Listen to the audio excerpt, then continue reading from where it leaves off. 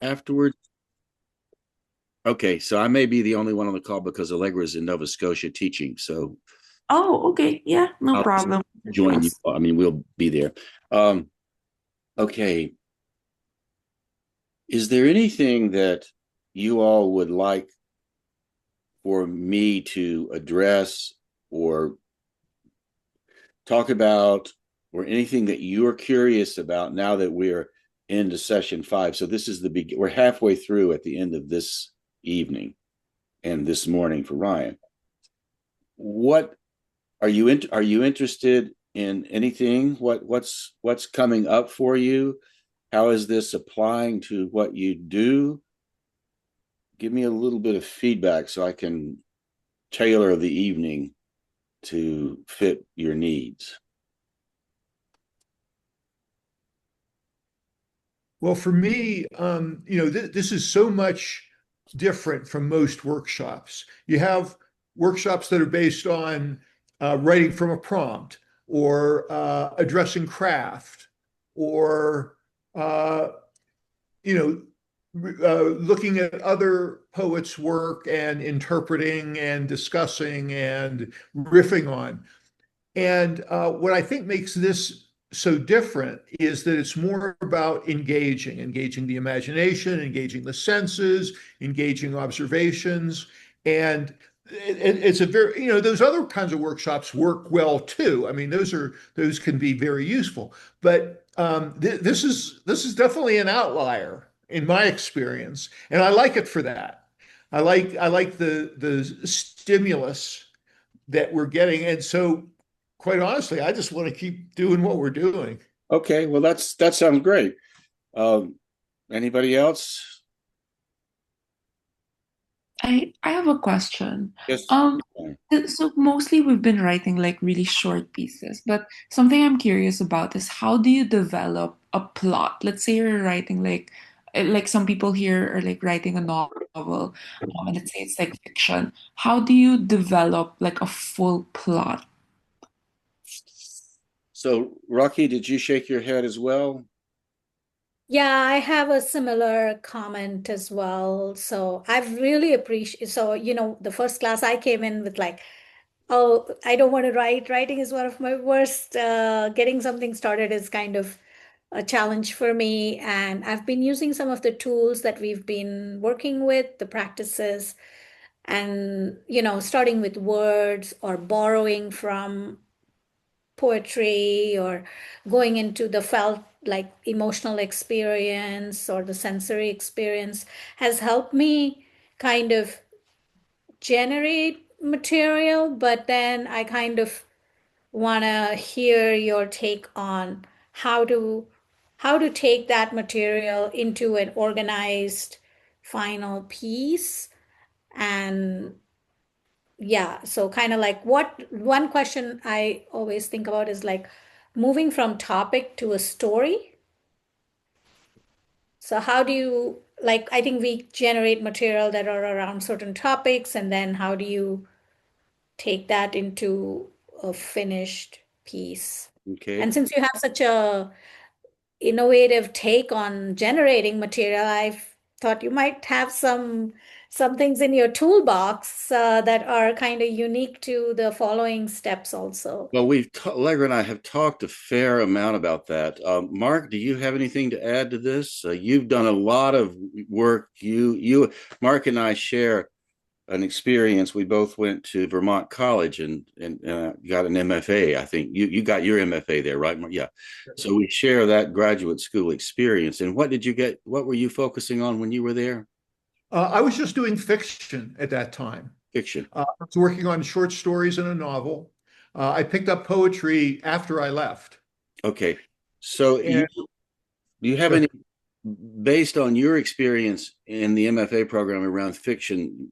I have some thoughts on how to go about this, but I just thought I would mine the opportunity with you first Yeah. to see what you might have to say about it.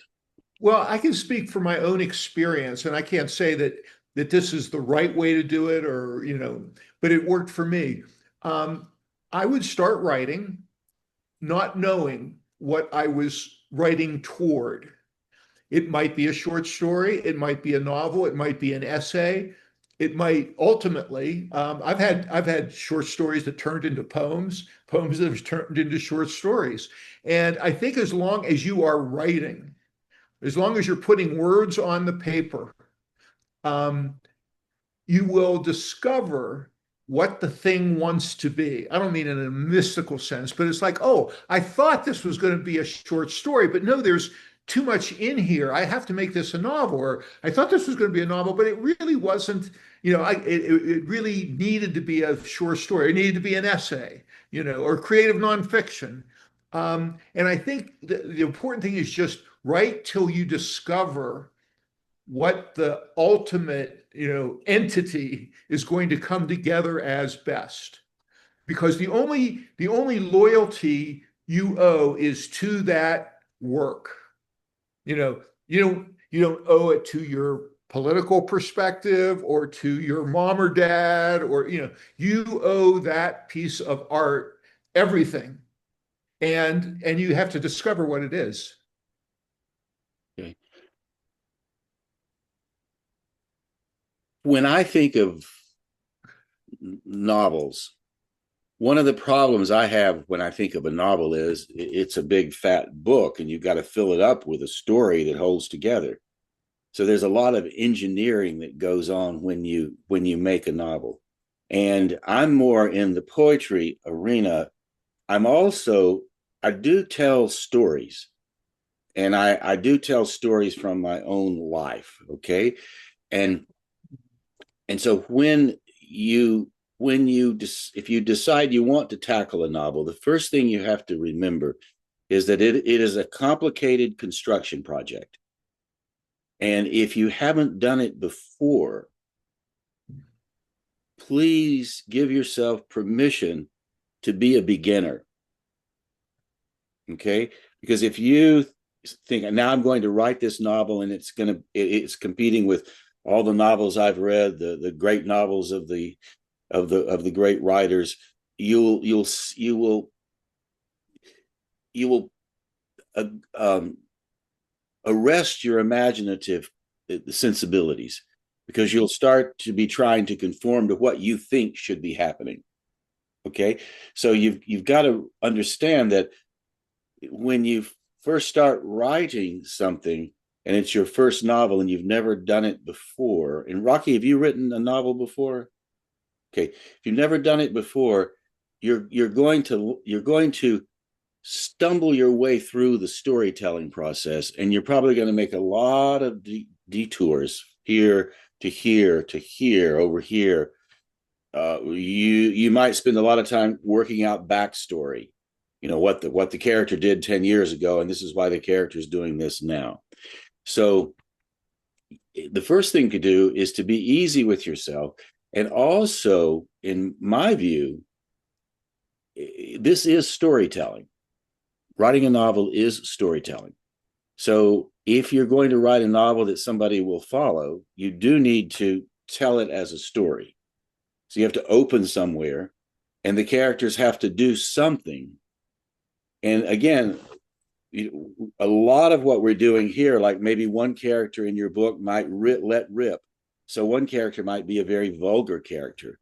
Another character might be, you might have two brothers in a novel, and one brother is the bandit, and the other brother is the priest. So when the priest when the priest rips, the priest will let rip from a divine positive point of view. The bandit will let rip from the criminal point of view, which would be really vulgar. Okay, so you have, and then the idea last week of go there. So everything has to happen somewhere. It has to take place somewhere. So these characters are going to play out their questions and their objectives within some location.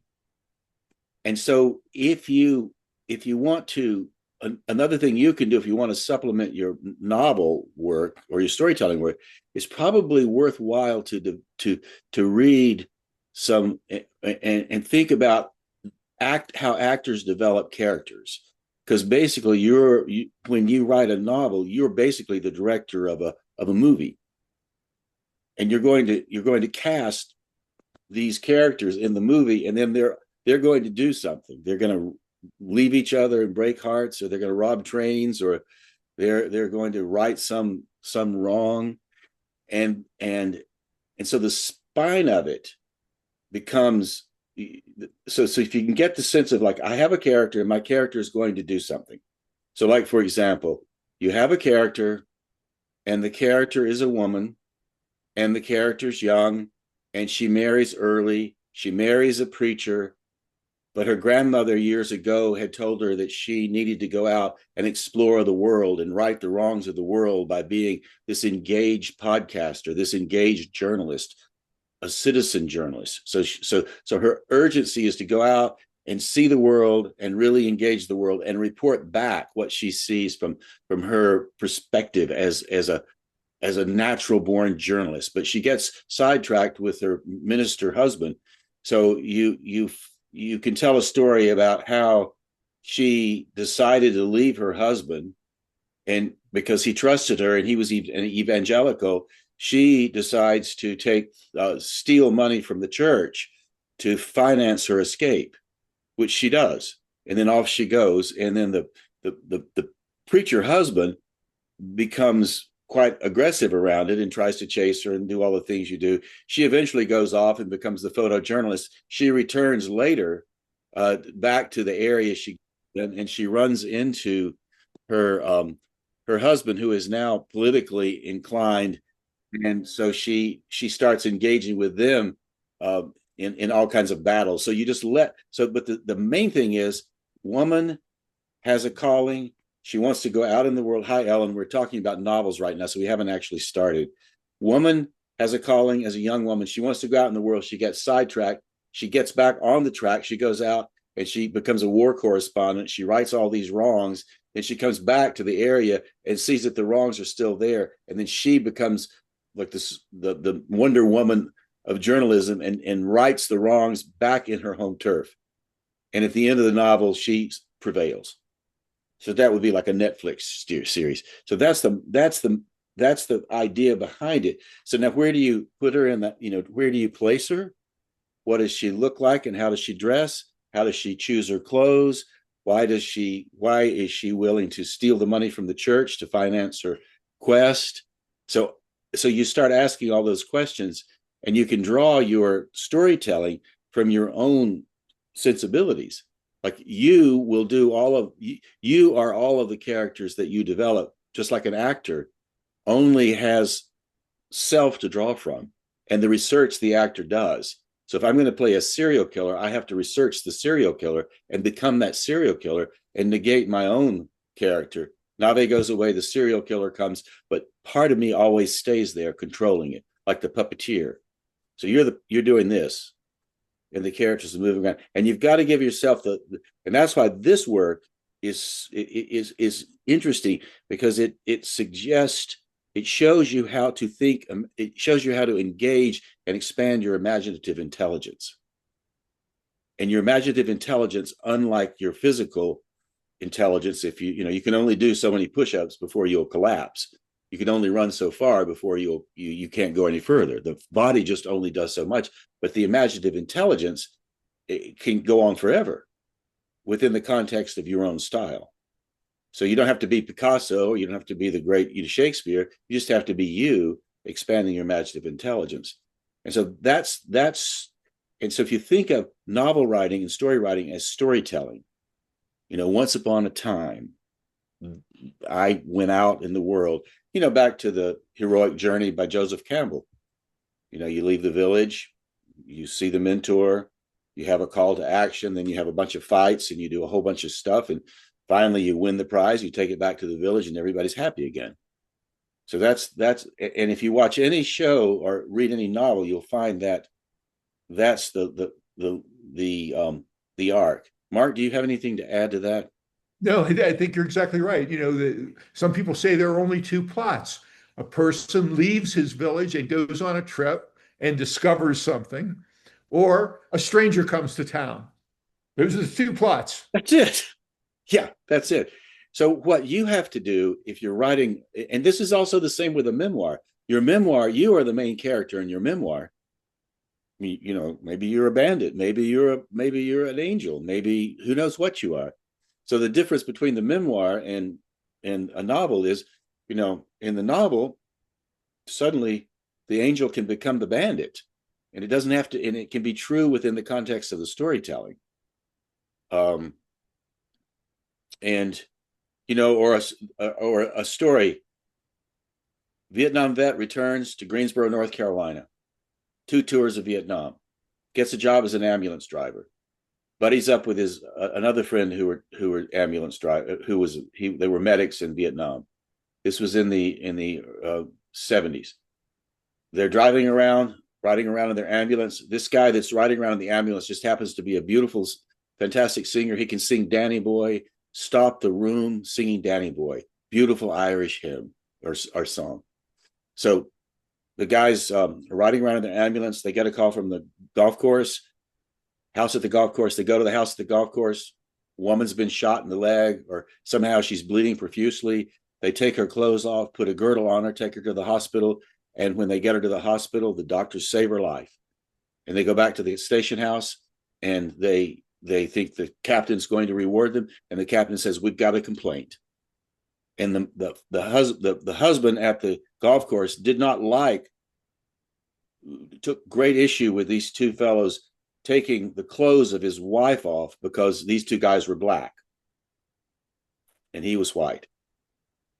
And so they get put into the black section of town. They can't go to the white section of town. Eventually, 2 or 3 weeks later, they're next door to a house. And so they just decide to take the call, even though it's not in the black neighborhood. And so they go in, husband's dying of a heart attack. You were a heart surgeon.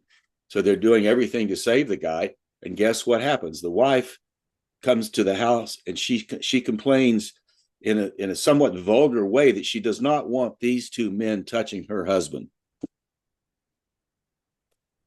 And so the guy says, so Logie, the guy that told the story, said, I said, "Well, Logie, what did you do?" And he said, "Well, I knew we could save his life, but the wife requested something that she wanted." And he said, "When a wife requests something for the husband, there's only one choice." I said, "What was that choice?" "Oh, I promoted him to glory."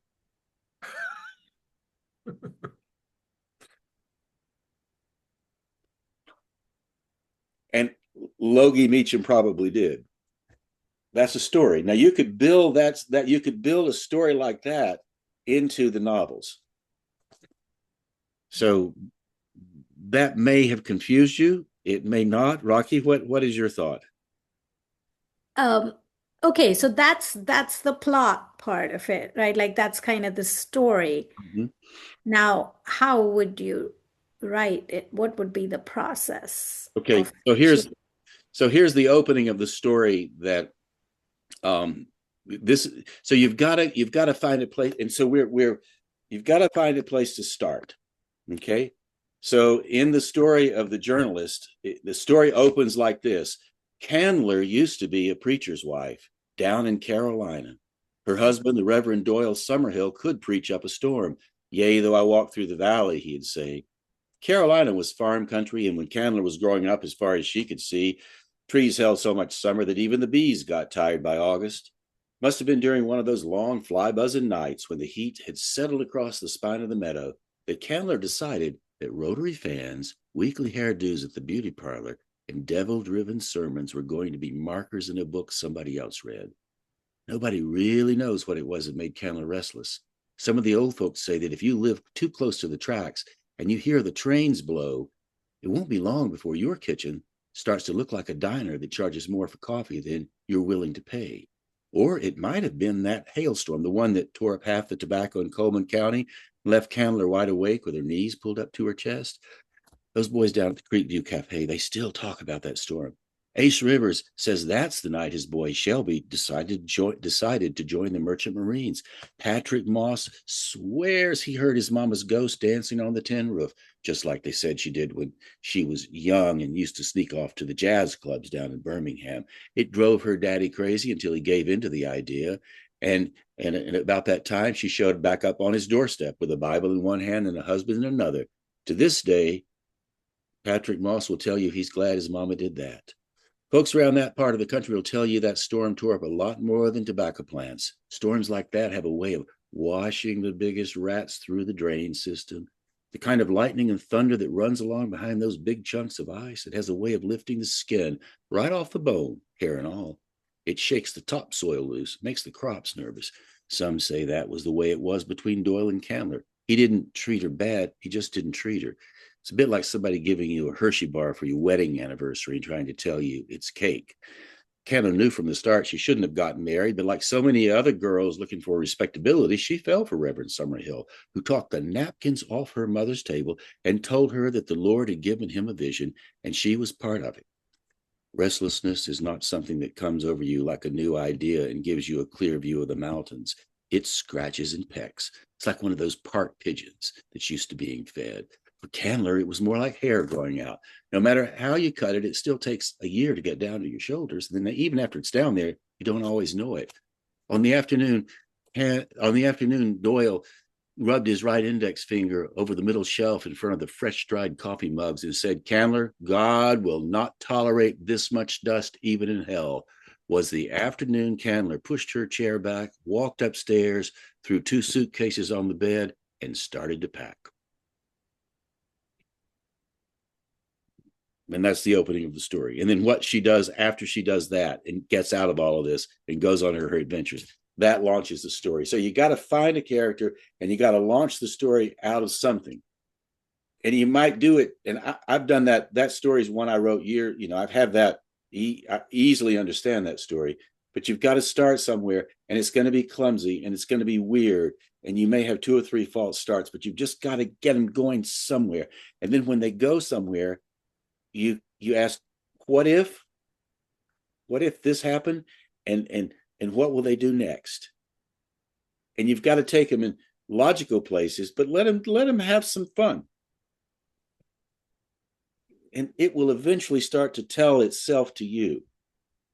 And then you can place them, and then you can throw in philosophy and all sorts of things as you go along. Mark, we need to move into the work, but I'm glad we got off on this. Anything else to add to that, or any questions around it? No, I think you illustrated it perfectly. And so often when you want to write a novel or a short story, you'll write a whole bunch and then decide, oh wait, all that first 20, 30 pages I wrote, no, that's something that I had to write for me, but it didn't need to be in the story. Maybe the real story or novel starts later on. But you had to write that first bit that you ultimately got rid of. Yeah. That happens to a lot of people. Tim O'Brien, the things they carried and other things. One time he went off and to do some writing and came back and a friend says, "How'd you do?" "Oh, I did great. I started out with 400 pages and now I'm down to 5," or something like that. That's the other thing, my friends. This idea of storytelling, writing stories, it never ends. So you're not going to ever finish this. This is just something you do. And it can take you any direction you want it to. And the thing that I love about it is you are your own authority. When you decide to end, you just plant the flag and say it's over. Nobody's out there telling you can or you can't start or stop it. You just do it. And that's really, really powerful, because we live in a world that tells us externally what we should and shouldn't be doing. But in this world, you're the sovereign. You're sitting on the throne of the story. You're the storyteller on the throne. It's your call. And, if you want to run out a fantasy of your own, I will tell you this: Candler, the woman's name in the story, that's my hometown. Candler is me. I would have probably embezzled money from the church to get the hell out of there. And I wouldn't have felt bad about it at all. Just drove away into the sunset. Or would I? I don't know. But in my fantasies, I like the idea of it. So you can try. So I'm telling you, folks, let your fancy let fancy track fancy. Fancy unto fancy. And then stay in the story, though. You have to have some logic, but play around with it. So I hope that's where 30 minutes after the hour. So I guess this is all we're going to have tonight. Ellen, welcome.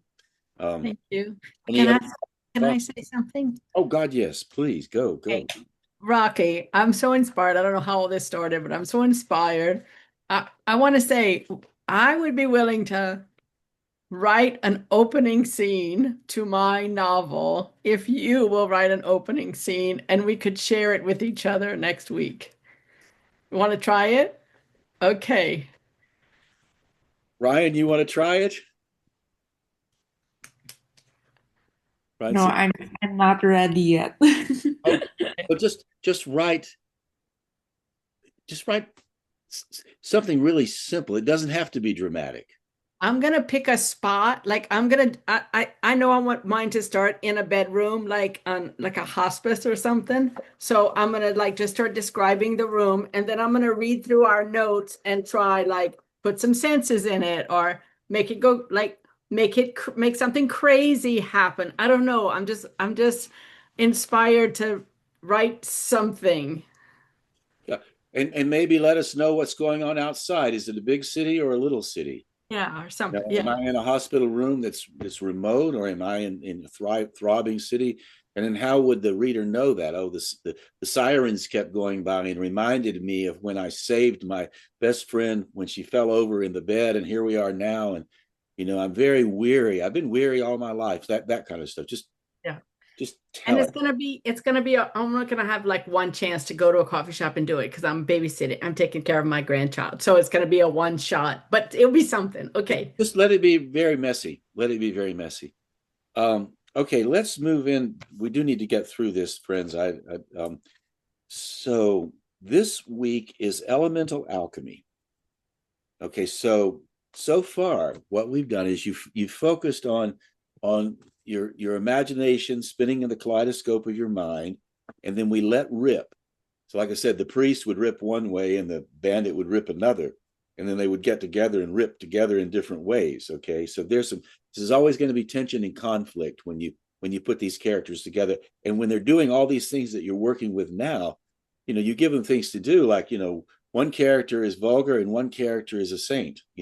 The devil and a saint. What would happen in a bar if you put the devil and the saint together? Would they love each other? Would they hate each other? What would happen? So you have the let rip, and then the senses, like feeling. So that also can come into your storytelling. Your characters could be in the hospital room, and they could feel the cold air, and I'm so cold, I need a blanket, please, and I can't find a blanket because they didn't give but one. What am I going to do? So all these questions come up when you have these kind of living situations going on. And then last week we had go there. And so going there was back in the memory. Like, go to a place you remember and write about it. So in your memory, what your memory is doing is your memory is the location for history, because what you remember is inaccurate. It's not true anymore because you've put it in your memory as a memory, and memories are never true. But when you tell the memory and you bring it forward, there's a truth in the telling. So that the details of the memory might not be accurate, but the truth of it is accurate. And so your memories are your history. And then there's the other idea of so we're going to talk about the natural world now. And so there's the idea of ignorance. So when I say ignorance, what do you think? Lack of knowledge. Lack of knowledge. Is it negative, positive? What is it like? How do you see ignorance? I see it as an opportunity for growth or learning or Yeah, that's right. So most of what's out there, we are ignorant of most things. No matter how much we learn, we're still going to be ignorant. So ignorant is just an opportunity for learning and for knowledge. And so, every moment is the unknown now, because it's all unknown, and then you learn it. So you have to do it somewhere. So in this session, elemental alchemy, it's how do we transform all these sensibilities, what do we make of them? So we're going to be talking about the natural world. So when I say the natural world, what do you think? Where do you place yourself when I say the natural world? Outdoors. Okay, fair enough. What else? Where else do you? Flesh and bones. Flesh and bones. Okay, yeah. How apart do you consider yourself? How integrated into the natural world do you think of yourself? I mean, in that statement itself, there's a separation. Right. Yeah. Okay. Maybe, maybe not. Maybe not.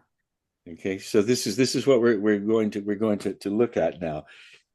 So what I would so if there's a separation, then you're placing yourself apart from the natural world. So there's the human world and the natural world. So that is where we tend to go. So and we will also think things like, well, oh, look at all those animals. I'm not an animal. Oh, you're so animalistic. So we naturally separate ourselves from the animals, but we are animals. We're not separate at all. We're animal as much as anybody else. We're human animals. So what I'd like to do to begin this, moving along here, rather, I love these conversations. So I'm glad I love talking about storytelling and how we tell our truths. I want you to take 5 minutes. This is we do a lot of lists here, as you figured out. So I want you to look around where you are now, and I want you to list things that you see in your environment that come from nature. And if you don't see them in your environment, list as many things as you can that come from nature. That things that come from nature. And we'll take 5 minutes to do that. So off you go. Hi, Alicia. Hey, sorry to be late. I got hung up in a work meeting, but I'm happy to be here.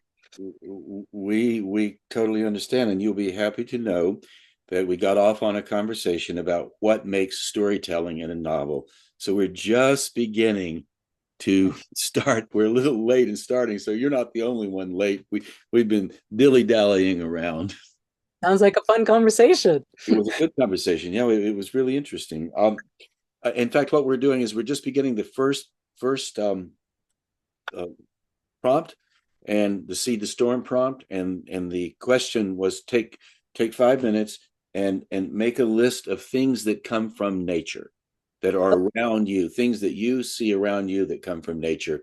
And if you run out of things around you that you think come from nature, then you can go into other things that you think come from nature. So do a little check-in, and then you can jot down, and then we can go from there. So you'll be able to catch up fairly easy. So Mark, give me your what do you have on your list? 3 things on your list that came from nature. Or a dog, the towel the dog is lying on, another dog. a dog, a towel, and another dog. Ryan, 3 things that came from nature or come from nature. Morning dew, and then moringa and rambutan. Okay. Rocky. A dresser, a blanket, and a metal idol. Okay. Ellen, come off mute, please. Roots, mimosa leaves, and screeches. Screeches. Alicia, what do you have? You can just things that come from nature. Um, uh, Waterfall, and then yellow blossoms and yellow aspen leaves. Okay.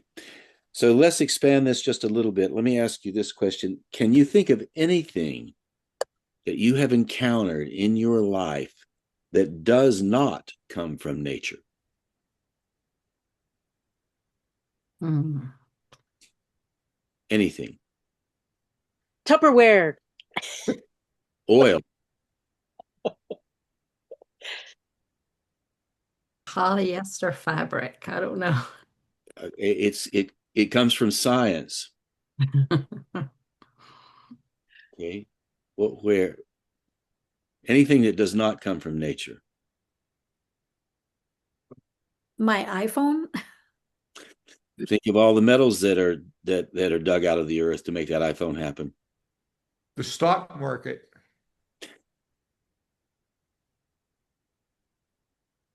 Think It comes from trees. think of all of the equipment that is used to make the stock market happen. The stock market's an idea, but Yeah.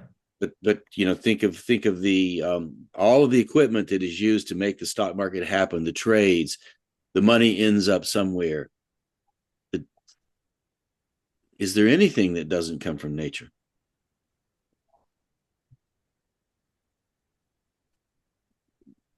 We suspect not. Everything on this earth is nature. Now, what we do is like, when I think of nature, I look out, I'm in North Carolina now, it's fall. I look out, and to me, nature is the oak tree or the leaves or the sea or I'm external. I'm viewing it externally. I don't think of myself and my interior as nature. I am nature. Everything we've made on earth came from what we've made.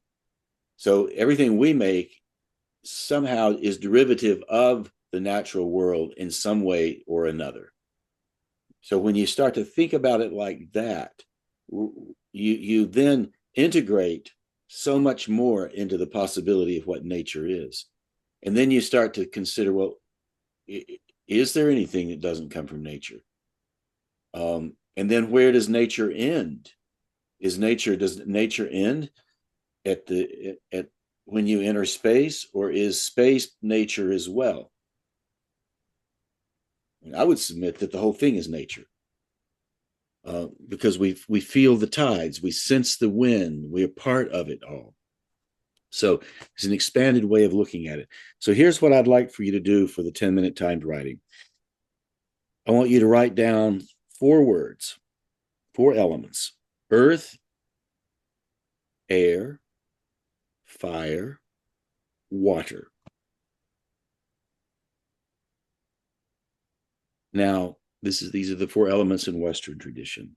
You have a list of things that you've made that you fancy for whatever reasons. You have the dog, you have the trees, you have whatever you have on your list. So here's what I want you to do for 10 minutes. I want you to write for 10 minutes and keep repeating as you go through. Everything is. Now choose either earth, air, fire, or water. Everything is fire. And then start writing. Everything is fire. And if everything was fire, what would happen next? So here's where you start developing your novel. Here's where you start developing your story. Everything is fire. And then you come to a little impasse and you write again. Everything is fire. So you stay on one element for the whole 10 minutes. Don't switch out and say, oh, well, I think I'm going to change my mind now and everything's going to be earth. And you can do this 4 times. We won't be able to do it 4 times, but you could do this 4 times. So you could have earth, air, fire, and water, and each one would have a very different vibe. So I want you to take 10 minutes and write everything is, and choose one of those 4 elements and just write for 10 minutes and pull from your list if you feel like you need to have a list to pull from. So there you go. See you in 10. Now, keep in mind that the topic for tonight is elemental alchemy. So we're turning our ideas into gold. I don't know if you could turn lead into gold, but you can certainly make gold out of all of this. What happened? What did you find? Anything to report from this romp? Everything is. And keeping in mind that we can apply this to storytelling. Alicia, come off mute, everybody. I found at first it was a little bit more on the literal side, and then I got way more poetic as I went along, wildly poetic. Why do you think? I think my imagination just got more loosened up and and free associative. So then the element took me all over the place. Right. Yes. When you write your novels or your work, when you let your imagination not free form, but when you let your imagination guide you, you will lean into the poetics of things. We've seen that happen too many times. Anything else? What happened? Any insight that came out? Could you use this to apply to novel writing or storytelling? How would that work? I started my first scene for Alchemy. I don't know if I'll use it or not, but it's so amazing that anything you ask us to do seems doable. Kind of fun. We spent 5 years thinking about this, so the idea is to create. This is a study in creating. This is a study in making opportunities for creative successes. There's nothing hard about any of this.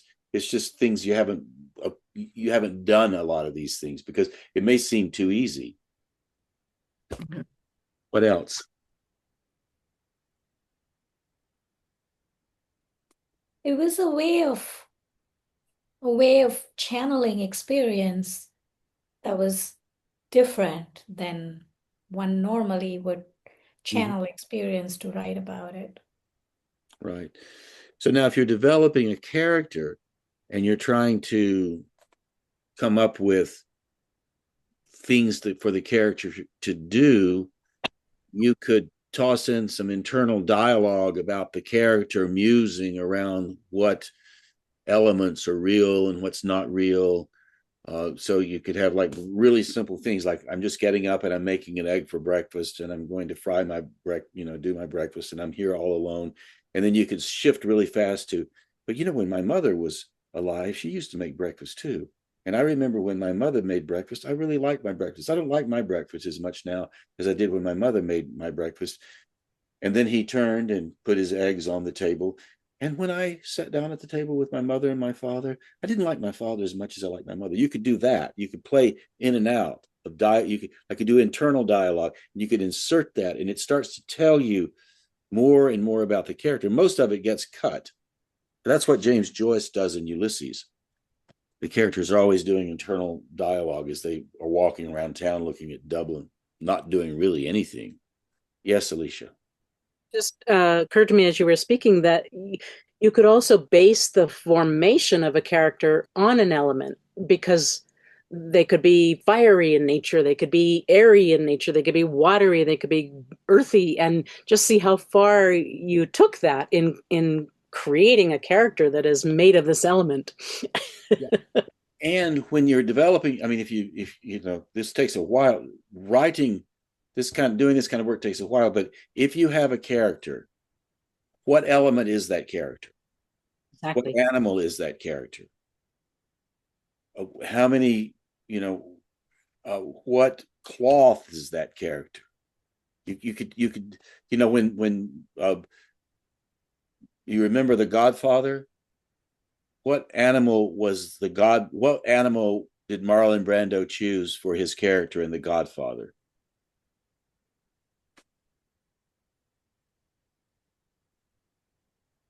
I mean, I know this because it's in acting classes. It was a bulldog with a bullet stuck in its throat. I'm going to make your day. I have something you can't refuse. Bulldog talking with a bullet in its throat. So you have the element of lead, life and death. He made it through. He's a bulldog. He's not a giraffe. He's not a snake. He's a bulldog. And I bet he could tell you what element he was too. So that's. Anybody else have a thought on it? I had thought I might start my book with a woman in hospice. And so I just did fire because you said fire. And I thought she could go through a fire phase, an earth phase, a water phase throughout the process of dying. I don't know. You could do that, yeah. And a lot of this is research. You're digging into what the character needs to tell you, and eventually you figure out where that character wants to go and what that character's up to. So let's move to the next one. This time, write down earth, air, fire, water, wood, and metal. So we're going into the Chinese tradition, 6 elements. Now, I want you to go back in time. This is back into the historical memory you have. And think about a time when you were one with one of these elements, one with the earth, one with air, one with fire, one with water, one with wood, one with metal.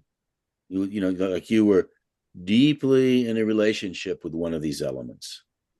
Could have been maybe air, maybe you were stuck in a storm somewhere and it was cold and snowy and the air was really cold. So you were one with that element, and then you had to work out your work out getting warm.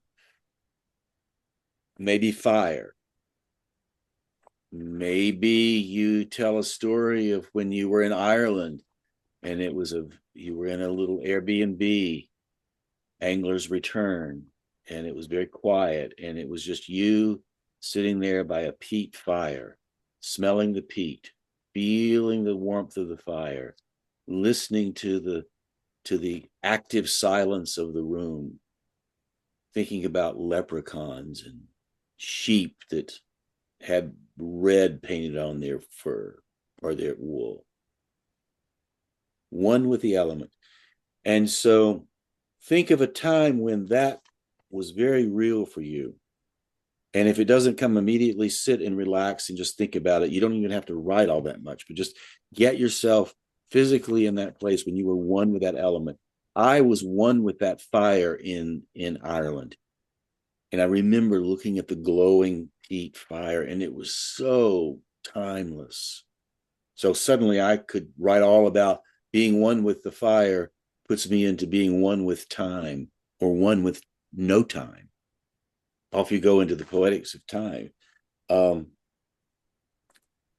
let this element permeate. Write about a time when you were one with the element, and let the element permeate the writing. Like let the fire tell you, or let the earth or the air tell you what it needs. Here we are back to a character. The element becomes a character in the story. And you're having a conversation with the character, which is in a way you, maybe it's not. Maybe the spirit comes, who knows? So take 10 minutes and generate the one with an element, go back there and let your body feel that element and let it talk to you, and let your imagination flood with the feelings of that element, and then write something to describe the environment you were in. So off you go. Now what? Before we take our break, we have an hour where we one more hour to go, and a little bit more. What happened?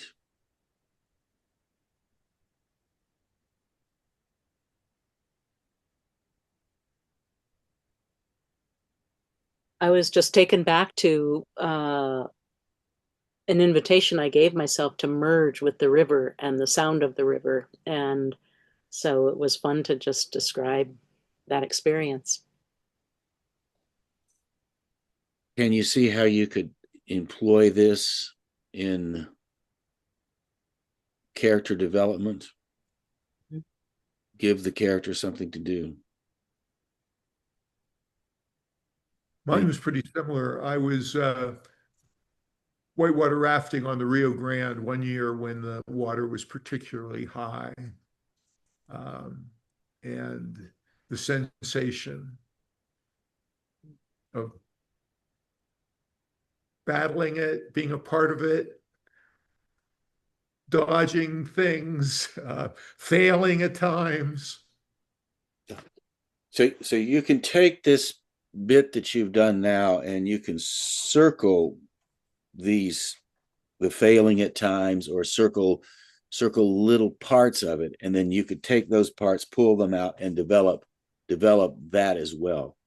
So that's how you develop a character. And that would be how you would develop a memoir. You write something and then you pull something out and then you write into that. And then you pull something out from that and you write into that. And then you can piece all of that together. And that's how people make documentary movies. They shoot hundreds and hundreds of footage, lots and lots of footage. A friend of mine, Paul Devlin, made a documentary movie about his brother launching a suborbital satellite into space because he was a physicist.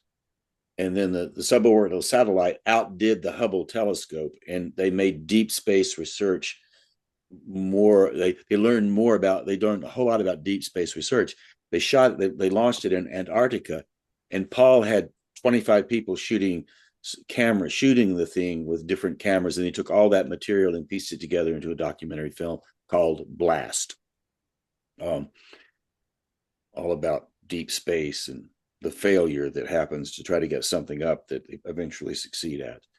So let's take a 10-minute break, and then we'll come back and dive into the rest of this. See you then. What were you doing? Ryan was out of the frame. I was lying down. Ryan's resting. You got to give you an A+ for showing up early in the morning, Ryan. Always. Wouldn't miss it. Ryan is doing well. Okay, now let's moving along here. Anything anybody wants to say before we move into the next thing? I just want to make sure that nothing's buzzing around out there that needs to be addressed. Okay. Going once, going twice, going 3 times.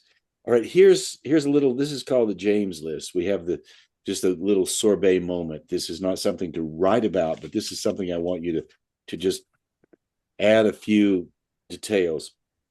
I want you to think about when we talk about nature, and everything is nature, but there are odd things that fit together in nature that you wouldn't expect. Like you would expect rain to fall on the garden in springtime, or you would expect the nightingale to sing in Berkeley Square, or you would expect a couple to walk hand in hand in love underneath the stars. So all of those things are expected. But there are things that you might not expect that might be surprising, like goat yoga, which is something that's, okay, goat yoga. I've never been to a goat yoga class, but they do have them. Or birds flying around inside a big box store. You've probably been in a mall, or you've been in a big box store and there's a little bird flying around. How do you feel about that bird? Will the bird survive? It's a lot of space, but how would the bird get out? What about a whale breath on your camera lens? What's that all about? Or how about a 7-foot cobra wrapped up in your sleeping bag? Unexpected combinations. So I want you to take 5 minutes, and I just want you to list a few unexpected combinations and be really fanciful. Going back to the session 1, kaleidoscope of the mind, put things together that you wouldn't expect, like giraffe swinging on a trapeze above 1,000 fire ants. But make it more realistic. That was fanciful. Actually, realistic things that you wouldn't expect to fit together. And see what you come up with. Take 5 minutes to do that. Okay, let's hear a couple of them from everybody. What out of place, unexpected, things unexpected. Mark, what do you have? A couple of unexpected things. Housefly in the operating room, mountain lion in the backyard, pyrocumulus clouds rising above the Jemez Mountains. Okay, there you go. Ryan, what do you have that's unexpected? I have fish bullying other fish, 2 hens on my rooftop, and a cat killing a snake. Okay. Rocky. I have shark in a tank,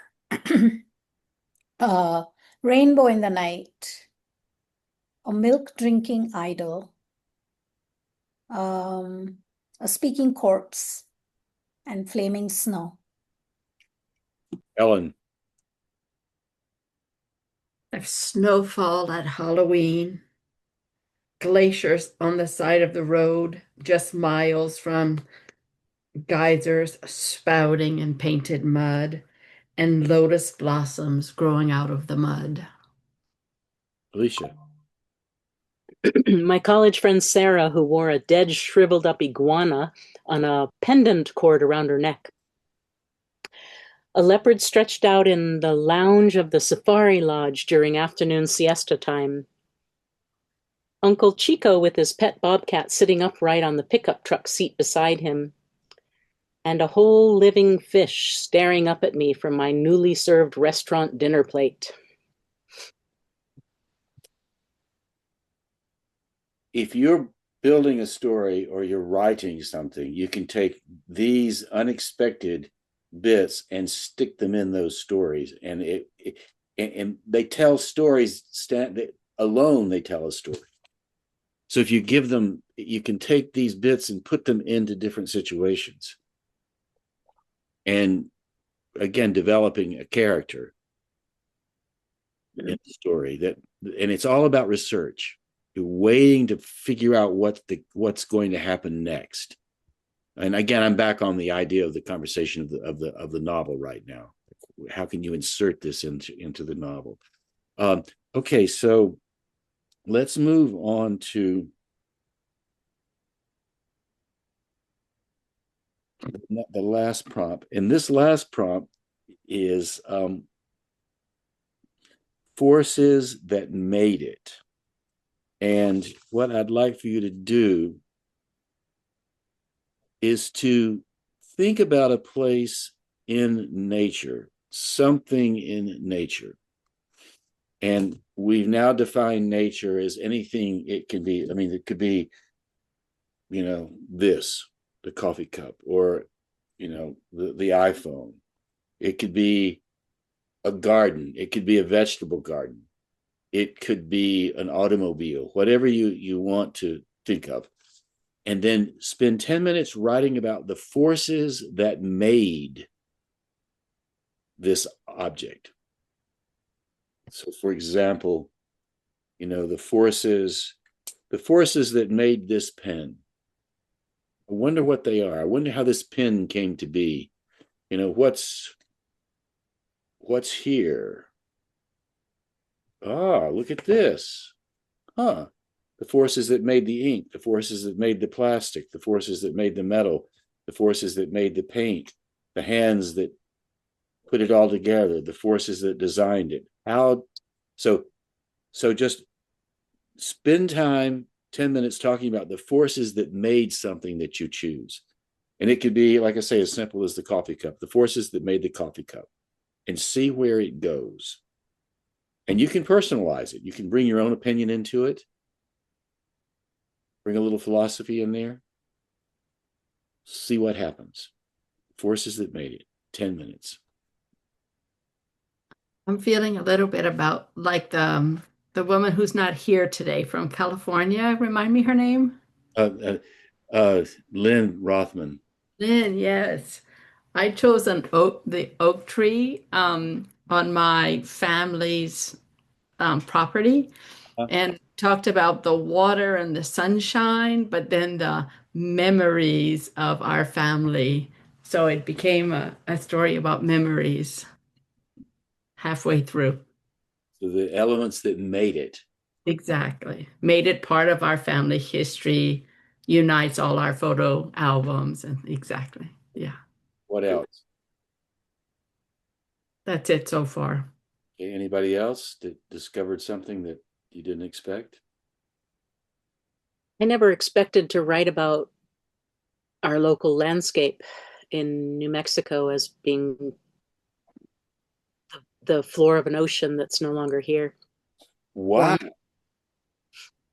Yeah, that was fun. Anybody else? What else?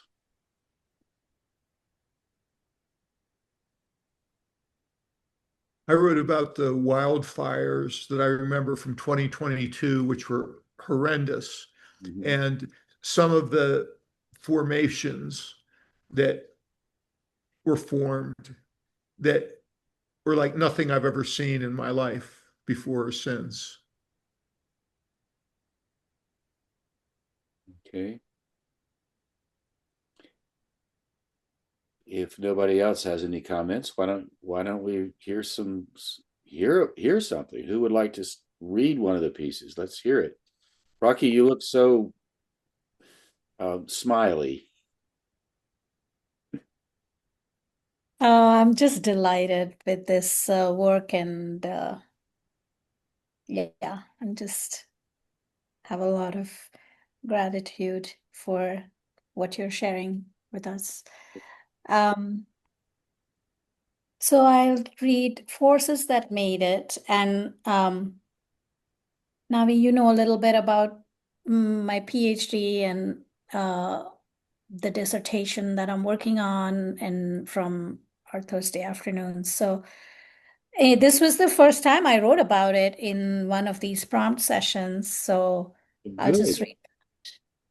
Um, the forces that made it. I need to talk to someone. It would be nice to talk to someone. No, not her. She's so right wing. I want to talk to someone who's on the same wavelength. I wish I always had the right thing to say. I wish I never failed or was embarrassed. I wish I could move faster, get more done. I wish I was like a machine. I didn't need to feel incompetent.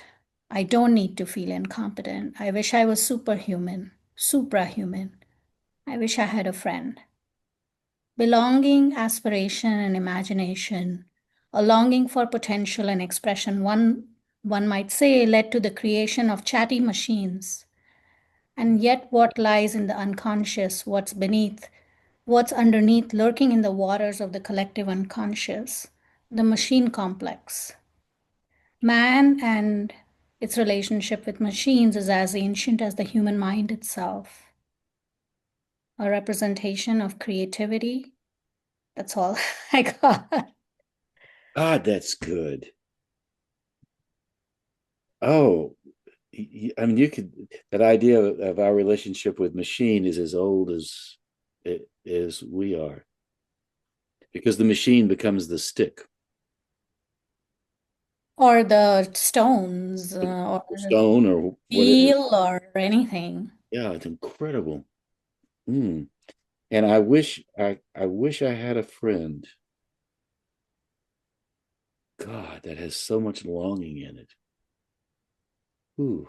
This is kind of what I've been trying to express, and for so long, for a year, maybe longer.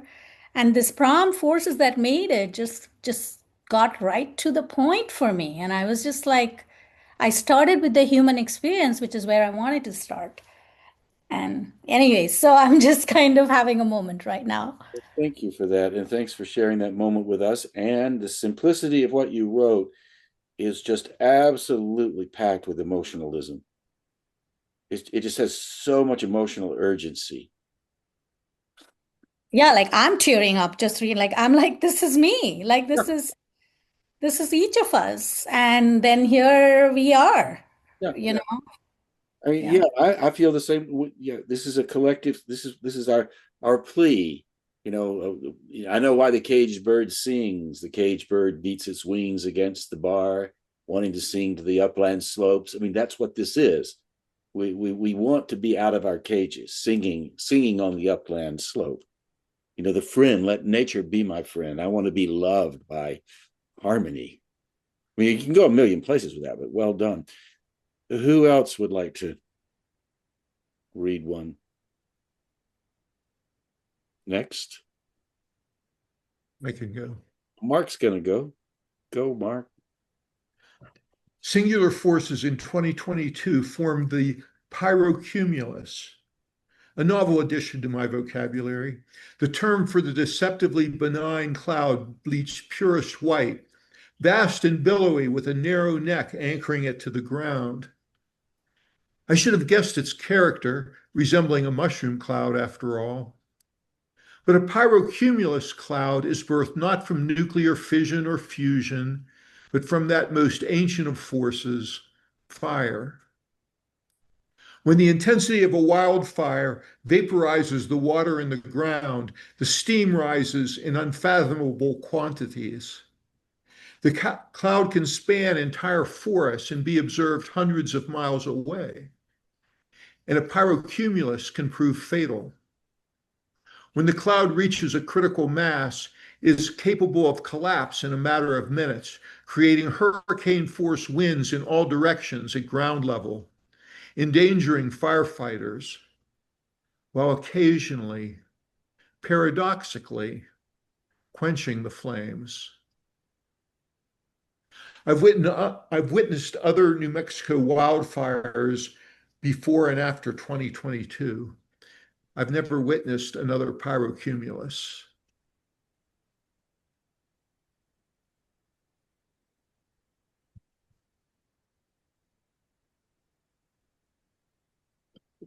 Somebody say something. It's the same. It's the same poetics. It's so full. What did you hear there? It was a wonderful description of them. It brought them to life and it brought them back to memory. So it was fun to hear. I mean, tossing the mushroom cloud in and then going back to the most ancient fire was, to me, the place that it brought us right into that story. And and then it collapses and quenches the flames. Yeah. How'd you feel about it, Mark? Um, when I first learned what the hell this thing was, it was such a shock that I knew nothing about this thing and what it was, what its origin was, what it was capable of doing. And it looks so pretty is the thing that really, struck me when I first saw it. Yeah. It's a white, you see white clouds, but there's usually some variegation in them, right? There's a little blue, gray, whatever. No, this is solid white. It's white like you've never seen a cloud. Unbelievable. Yeah. Unbelievable. And so talking about the forces that create it, it's like, how the hell does this happen? It's Yeah. And so much, and like the great fires that rage across the land, destroy buildings. They're beautiful. They're beautiful. The tornadoes are beautiful. All of this destructive stuff is absolutely gorgeous until it hits you, and then you're like, geez.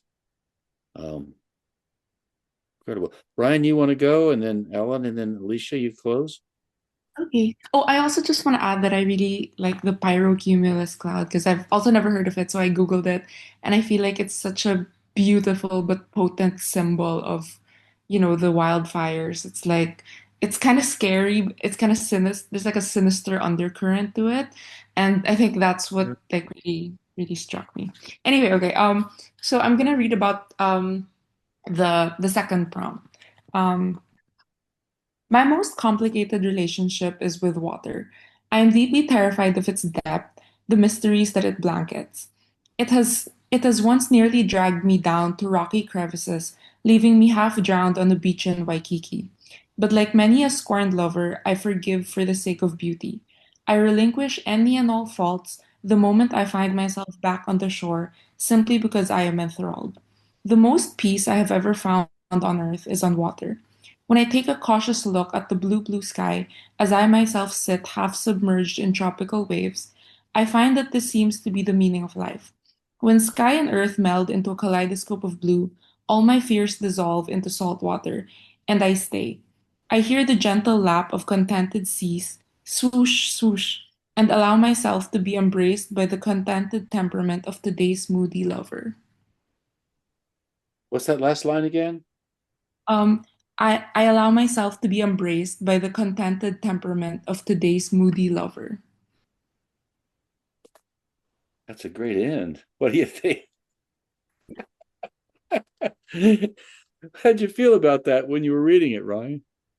I was actually like, so, I come to these sessions and I'm always very sleepy, but I was really surprised at how excited I was to write about water because I am scared of water. Like, I'm really scared of it. I try not to think about it too much.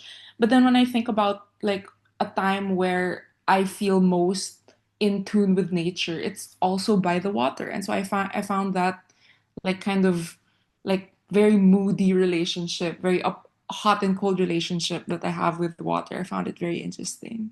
I'm scared of heights. If I go high, I get really nervous. Although I'm fascinated with heights, it's the same thing. So, yeah. Well done, well done. Thank you, Ellen. How about you? Okay, I will read the forces of nature, I guess. Not whatever. The oak tree on Refinery Street. It's been growing there for over a century or more. We bought the property 60 years ago, and it was humongous even then. The bayou running under the farthest branches must be watering the roots. The long hot summer sunshine keeps them photosynthesizing year round. The humid air in the 3 p.m. shower all summer like clockwork feeds the Spanish moss. The children climbing, racing around the roots, playing baby dolls in the shade cements its place in the clay family. The pictures of children of 3 generations, all taken on the branch that reaches down as the land rises from the bayou to street level, unites every photo album in the family. Then I ran out of time. A century or more, and we've lived here 60 years, and it was huge when we came. So my thought immediately was, it's much older than that. It must be. And then the idea of the children sitting in the limbs and how those children will, the tree will still be there after they are dead, and their grandchildren are sitting in the limbs. Oh my gosh. I just want to add, my brother lives on that property now. He bought our parents, both our parents are gone. He bought the property. Oh And my. I asked him once, would you consider selling the property now that mama's gone?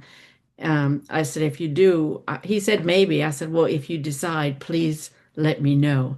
So he thought maybe I would want to buy the house. And I said, oh no, I just want to go take the last pictures at the tree. Oh, I just want to buy the tree. I don't care about the house. Wow. But it's like you can these things that you all are offering, and Alicia, you can close. Um, you can set your characters in these kinds of environments. Just imagine the character coming to the tree and trying to figure out what's next in the story. Alicia, how about you?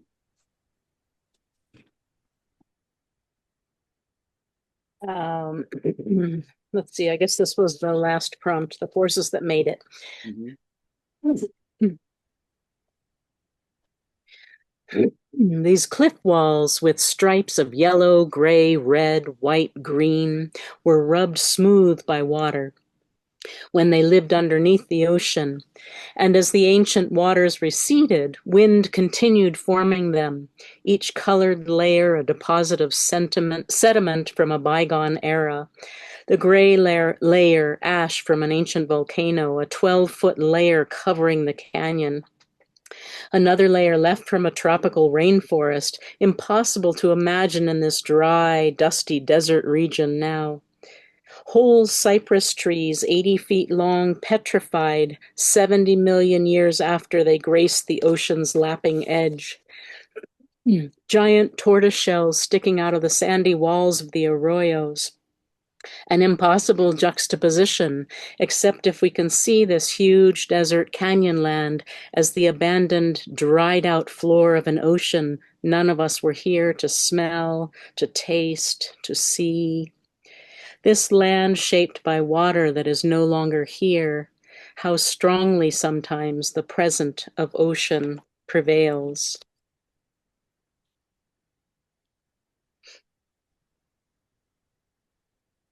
How did you feel about that one? It was fun to write. I've lived here forever and I love these places and I feel the ocean when I'm hiking around Abiquiu and Bistai Badlands. It's like you can feel how it formed, the shape of the cliffs and all. So my imagination has always loved that.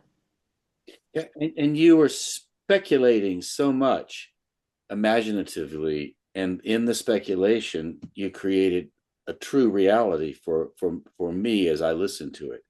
I could feel it, see it, smell, and I love the way you took the elements. You have the dry earth. You naturally combine the water and the earth, and it was just a natural combination. So I don't know, well done. This is just fantastic stuff. Really, come on. Uh, Going back as we have 15 more minutes to spend some time here. Anybody want to make any comments on what you picked up, what you learned?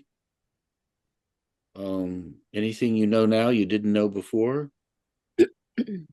Aside from the fact that you're all geniuses and poets, but other than that, anything else?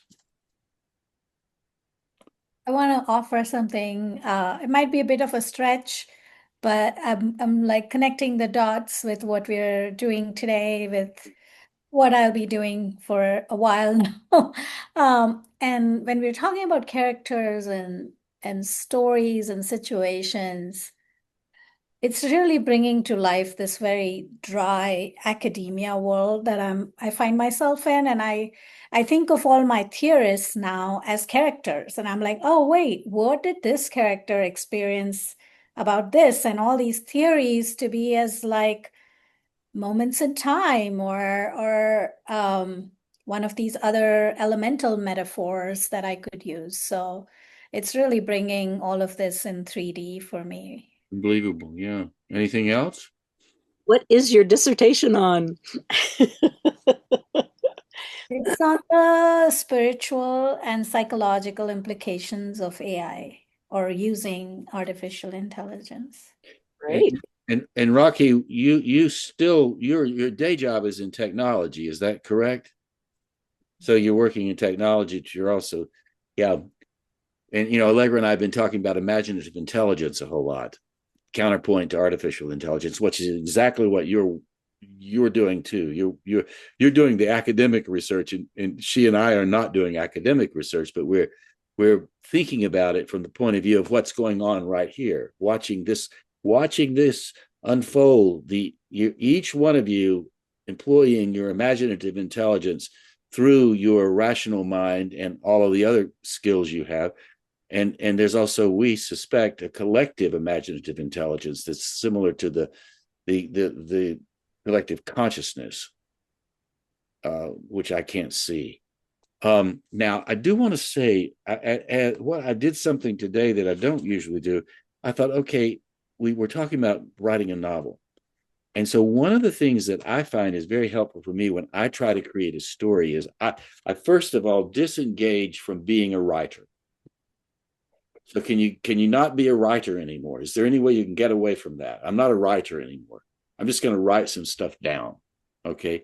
So therefore I'm the burden of me being good just goes away. I'm just going to write some stuff. I'm just going to take some notes here. I'm going to let a circumstance that I want to enter tell me something about itself. And then one of the things that you can do if you want to use some of the stuff that you've worked with tonight to play around this week, if you start naming your characters, give them names, just to, whatever name you want to pick out of the air that you want to work with. I mean, and if you're at a loss for names, just go out on the street, and as you're driving around, look at the road signs, and you put two road signs together and you have a name. Most road signs are named after people anyway. And what, J.P. Rizal, Ryan, very famous historical figure, big road in Manila, J.P. Rizal. So maybe that would be a character, or like there's another road called Edsa. It's a big road there. So you could have a character named J.P. Edsa. Suddenly you've got a character. So give the character a name and put the character in a place and then start to just write about that character being in the place and let your fancy take you wherever you want. Now, here's an example of that. As we were doing our 10-minute thing, I thought, okay, I'm just going to see what happens if I develop a character. Scat Madison was sure falling in love was out of the question, sitting there in another coffee shop, peering out the clean window, which the young woman behind the counter had just cleaned so he could see the world better. I should have invested in the stock market, he thought. My father warned me against joining the CIA, but I did it anyway. Now I'm washed out or almost washed out. It's not my fault, really. I have no idea. I had no idea Captain Wilkinson from Captain Wilkinson in his cartel work would cause me this much trouble. The young woman walked back into the coffee shop, caught Scat's eye. They said hello quietly, like they both had just been rolled from a from a person, like they'd just been rolled out of prison, and neither knew what the next would do next. So I'm just like tracking it a little bit. Much breaks when you run hard in the war zone, Scat thought to himself as he watched the young woman cross the room and serve a chocolate muffin and a large cup of coffee to a beat cop who had popped in. The young woman greeted the cop by his name. Familiar, Scott thought, like they might be like he might be her brother. And then it just goes on and on. And I'm just like filling in the blanks. So I have this, I have this, and I have this. Great. All made while I'm sitting here just playing around with it. And not trying to write well, but just trying to write. And at the end, at 38, Scat was trim and fit. He loved to sing. I could have been a singer. I still love to sing, but today there was trouble brewing in the city. Scat touched the microphone in his ear. Then he noticed Murphy Ann. He finally figured out what her name is. Murphy Ann watching him like she sensed something wild that animals sense. A large cat would know these things. So would a fruit bat, like the ones he had seen flying overhead last month in Dakar. Great. If you try to just let these things develop and don't try to write it, don't try to make it be something that's important, but make it more like it wouldn't be like a deposition, but it'd be more like a statement you're taking from somebody, and have it be really ordinary. But as you develop that, you discover that he retired from the military. He was an officer. The woman behind the counter was 38, didn't have any tattoos. What's she doing working in a coffee shop? Turned out she was an undercover cop. Now, what do I do with that? Maybe nothing. But if you practice it, if you practice these scenes, you just start writing scenes and practice them. That's how you'll start getting into the stories if you want to tell a novel. And then once you hook onto it, and this might, you might find, this doesn't mean anything to me. I don't really care all about these characters, but the exercise of it and build a novel around places that this coffee shop is on 13th and B in the Lower East Side. It's called B Cup, the coffee shop. I used to go there a lot and write all the time. It's in New York City, but it turns out that the woman's, because the woman might be from the South. We don't know. So you just let yourself have free form around all these elements, and then slowly you'll develop it, and you'll start to catch stories that you'll want to tell. Maybe they'll turn into novels, maybe they won't, but it will take you a lot of places, just like this did tonight. And you got to stay messy.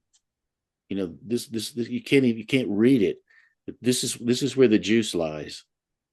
And eventually you can turn it into academic papers and get a PhD. But you got to get in you can't have a beautiful heirloom tomato if you don't get your hands dirty in the springtime in the soil. Any thoughts as we close tonight? Anything, reflections? I'm feeling kind of like Rocky throughout the night on different moments. I felt so grateful. For instance, at the beginning, when we were just writing the lists of nature, my lists are on the bottom half of the page, and I have 3 or 4 columns. And then all of a sudden, I started to hear like label sounds instead of things, and some smells or some feels instead of just some things. And then when we were writing our second prompt, I was writing about a river. I had a job that was very difficult. And when I would go home, I would stop at this park and watch the creek run Oh, really? before I would go home to my daughter because I didn't want to take the trouble from work home. And so I wrote about, what I saw. And then I found myself saying each time my eyes traveled back up, different senses. So then I could hear or I could smell. Like I never did any of that before. And then with the tree, I started with the nature and then I turned it into some memories in there. Like, so I feel like the lessons are accumulating. And for everyone's just a little background. I took like one writing class in my life. Like I'm really learning things for the first time, and it's so fun to watch it like start to sink in or something. So thank you. That that's an incredible. So you have trouble at work. So there's your trouble. We don't know what that work is, but we'd like to know, right? And then you're coming home and you stop somewhere where you have meditation and respite, and you could toss in the tree there. You could Okay. put the tree there. So suddenly you're looking at the tree, and then you're imagining you're meditating, and you're imagining the children in the tree, and then when you know you're going home to somebody you love, your daughter.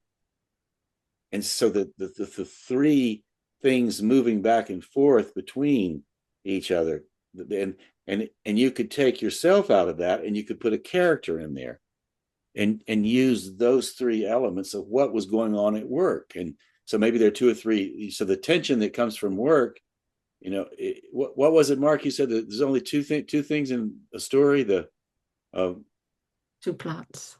two plots in the story. You're on mute. Mark, you're on mute. You're on mute. A person leaves his village, goes on a journey, and returns with new knowledge or new discoveries. And the other is a stranger comes to town. Yeah. So there are only two plot points, and so you can drop all of this stuff into the stuff like this guy here. He was the stranger that came to town, and he's trying to figure out what to do about some kind of problem because he's a CIA agent, but he's not. He really wants to be a singer, and he wants to be in love, but he has to and he has a pistol. He's carrying a pistol in the coffee shop where a bunch of bohemians are hanging out writing poetry. What's going on here? But that's fantastic. Work, meditation, family, the tree. Put the tree in there, and then you could reflect on, okay, that tree's been here for 200 years, and I'm down in the bayou. What kind of jobs has that tree done over those 200 years? In the racial strife, did the tree serve as a hanging tree? The tree serve as a tree for people to fall in love? How many people have made love under 200-year-old oak tree? I wonder what the tree knows. But you know what? As the writer, you know what the tree knows because you're one with the elements. Elemental alchemy. It's 8:30. I don't think we have anything else to say. Thus concludes our magic time. Anything else anybody want to say before we close? You can send me your stuff if you like, but you don't have to. I'm welcoming to receive it, but that's it. Oh, look at the hearts. Rocky's giving us all hearts. There we are, little hearts floating around. Thank you, Rocky, for your enthusiasm. We appreciate it. And thank you all for showing up for this. This is really, really trippy. See you next week. Thank you. Bye. Thank you.